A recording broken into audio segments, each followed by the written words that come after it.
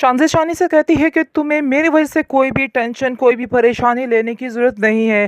Dad ने जो कुछ भी कहा तुम उसको एक कान से सुनो और दूसरे कान से निकाल डालो, क्योंकि मैं भी उनकी ये बात पर अमल करने वाली नहीं हूँ और मैं उनको मना कर ही रहूँगी, क्योंकि मैं भी उनकी बेटी हूँ। इसलिए तुम्हें परेशान होने की कोई ज़रूरत नहीं है।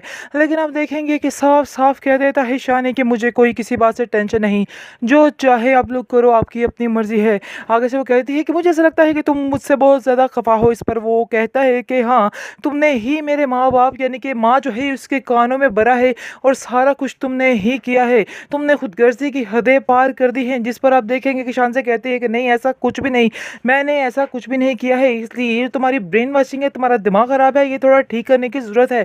इस पर आप देखेंगे कि शानी कहता है कि नहीं, सजीला को तुमने ही कुछ ऐसा कहा है कि जिसकी वजह से सजीला इतनी इतनी पक्की हो गई है कि वो किसी को और की बात मानने को तैयार ही नहीं है।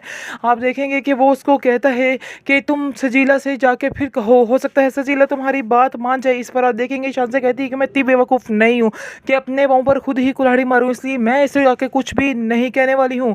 इसलिए जो हो रहा है, जैसा हो रहा है, चलने दो। जिस पर आप देखेंगे शानी कहता है हाँ, तुम ये मत समझना कि अगर ये काम हो जाता है तो सारी ज़िंदगी तुम्हारे ऊपर ही सर्व कर दूंगा, ऐसा हरगिज़ नहीं हो सकता।